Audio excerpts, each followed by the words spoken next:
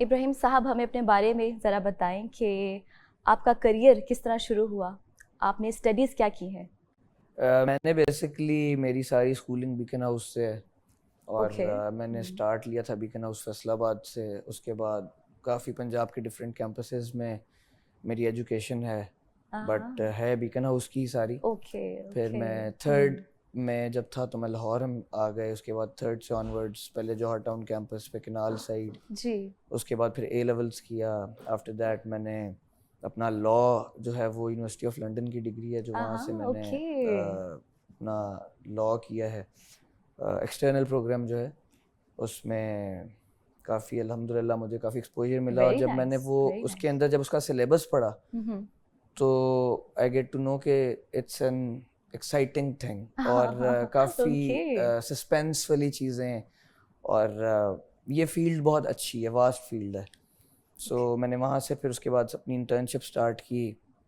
पहले जो है बैरिस्टर उमर रियाज हैं, ये हाई कोर्ट के पास ही इनका जी ऑफिस है, जी। चैम्बर है, वहाँ पर मैंने इनके साथ इंटर्नशिप की। ठीक है। काफ़ी कुछ सीखा। फिर लॉयर्स एंड लॉयर्स में मैंने बैंकिंग सेक्टर का, शाहिद इकराम सिद्दीकी वेरी साहब हैं, नाइस, वेरी नाइस। उनके पास मैं गया। वहाँ जाकर मैंने अपनी इंटर्नशिप की बैंकिंग में। फिर हमारे एक बहुत अच्छे दोस्त हैं, वो भी लॉयर हैं, उनके साथ I was partner eight Saif centre में हमारा ऑफिस था। तो ओके। वहाँ पर हम पार्टनर्स थे। हमने वहाँ पर 6 महीने काम किया। आफ्टर दैट अब मैंने अपनी लॉ फर्म बना ली है एंड वेरी नाइस। अल्हम्दुलिल्लाह we are 11 to 12 lawyers in that law firm. हमारे पास हर तरह के केसेस हैं, हाँ हाँ। Corporate, banking, civil, criminal, tax, custom, क्या बात, very nice, very consumer, nice. हर तरह का केस है। अल्हम्दुलिल्लाह everything is going very. Well. आपका जो प्रोग्राम शुरू होने वाला है वकील ऑनलाइन के नाम से RNN टीवी पर, इसका कंसेप्ट क्या होगा? देखें, मेरा ये कहना है, सबसे पहले तो मैं मैनेजमेंट को उसका क्रेडिट दूंगा।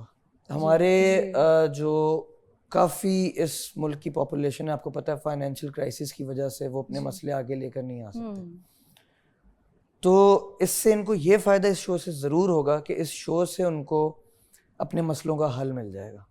एग्जैक्टली। मैं अभी रात को बैठा हुआ था तो जब मेरी बात हुई शो के बारे में, कुछ मैं दोस्तों के साथ खाने के टेबल पर बैठा हुआ था, तो जब मैंने उनको ये बताया तो उनको काफ़ी ये एक अच्छा आइडिया लगा कि यार काफ़ी लोग जो हैं इनको अपने मसलों के हल नहीं पता, और आप किसी लॉयर के पास भी हाँ। जाते हैं तो कंसल्टेंसी फ़ी भी लेता है जो ये कि तो है, एग्जैक्टली। आम बंदा अफोर्ड भी यस। नहीं कर सकता, और आम जितने बंदा नहीं बड़े अफोर्ड कर लॉयर्स सकता, उतनी हाँ। ज़्यादा कंसल्टेशन फ़ी। यस।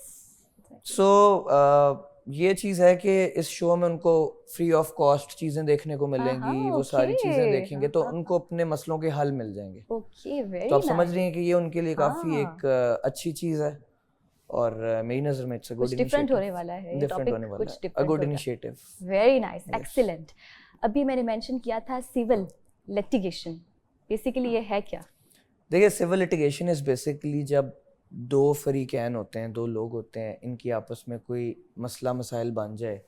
फिर मैं थोड़ा सा आपको बताता चलूँ कि इसमें दो तरह की चीज़ें हैं, criminal plus civil litigation. Civil litigation हमारी एक आजकल बहुत ज़्यादा एक वास्ट चीज़ है। जी। किसी का कोई मसला बन रहा है, पैसे का ठीक है। लेन देन है, सिविल लिटिगेशन है। ठीक है। कोई जगह का मामला है, पोजेशन लेनी है, सिविल लिटिगेशन है। हाँ। स्पेसिफिक परफॉर्मेंस है, सिविल लिटिगेशन है।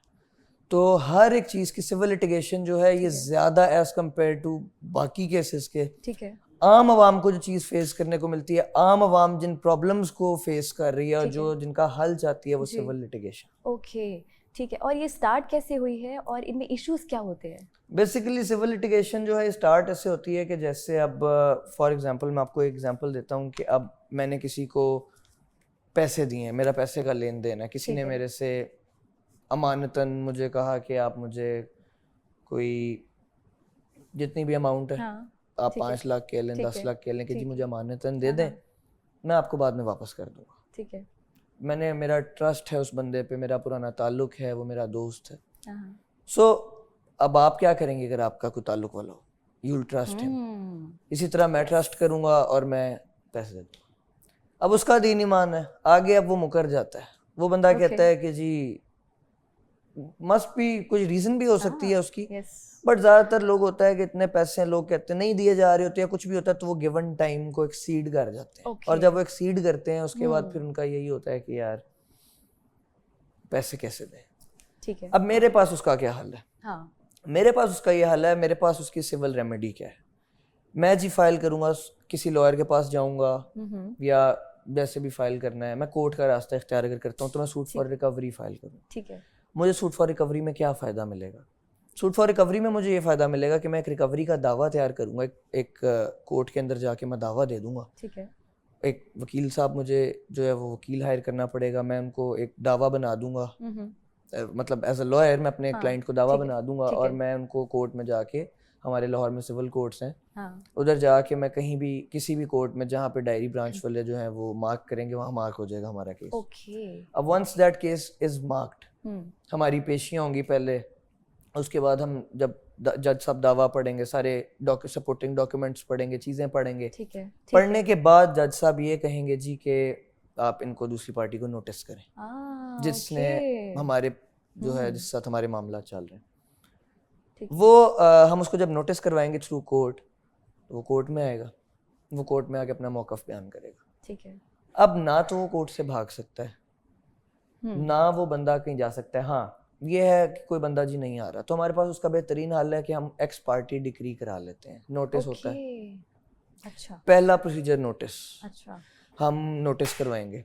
अच्छा, नोटिस हो गए, वो बंदा नहीं आ रहा, सेकेंडली हम अखबार इश्तिहार में जाएंगे, न्यूज़पेपर में उसका बंदे का नाम आ जाता है और अखबार इश्तिहार हो जाता है। थर्डली, उसी के दौरान जज साहब जो चस्पांदगी का ऑर्डर देते हैं कि जो उस बंदे का गिवन एड्रेस है जी।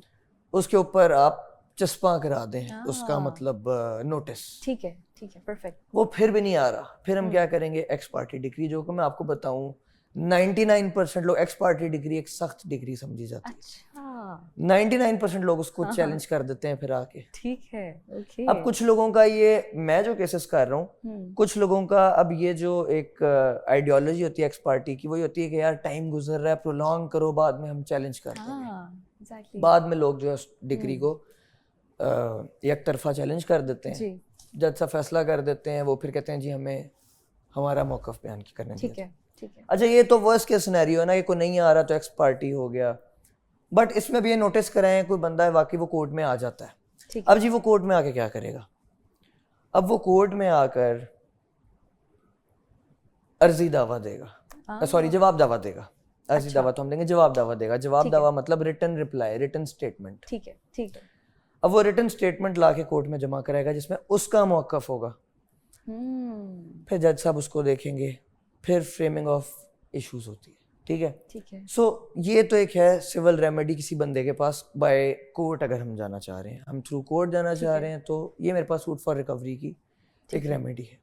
इस तरह हम पैसे रिकवर करा सकते हैं। फिर इसी तरह पोजेशन है, मेरी जगह है, कब्जा हो गया, कोई और मामलात हैं, पोजेशन का दावा कर लेते हैं, ठीक जज है, जो है उसमें जज ठीक है, साहबान हमारे जो हैं वो पोजेशन दे देते हैं ठीक उसके है, अंदर। ठीक है। इसी तरह स्पेसिफिक परफॉर्मेंस है, कोई एग्रीमेंट है, हाँ, उसको हमने उसको स्पेसिफिक परफॉर्मेंस पे लेके परफेक्ट, आना है। तो ये सारे परफेक्ट। अलबत्ता हैं ब्रीफली आपने एक्सप्लेन कर दिया है सिविल सिविल लिटिगेशन, लिटिगेशन बिल्कुल। को, लेकिन मुझे ये आप बताएं कि इसकी कोई टाइप्स भी होती है? जी जी, ओके। इसमें मैंने आपको जैसे कि पहले बताया कि सबसे ज़्यादा जो चलने वाली टाइप है वो हाँ, सूट फॉर रिकवरी है, फिर सूट फॉर डेक्लेरेशन है विद परमानेंट इंजंक्शन है, फिर सूट ठीक फॉर है, पार्टीशन आ जाता है, फिर इसके अंदर स्पेसिफिक परफॉर्मेंस है, ठीक है। फिर इसके अंदर जो है वो सूट फॉर पोजेशन है, हाँ, ठीक है। Okay, okay. तो इस तरह से इसके अंदर काफ़ी सिविल लिटिगेशंस की टाइप हैं। फिर ऑर्डर 37 के सूट्स हैं, हाँ, रिकवरी है वो भी, ओके, जो कि ठीक है। आप चेक अगर आपको दिए हुए हैं, आपने उसकी रिकवरी लेनी है तो आप ऑर्डर 37 में जाते हैं।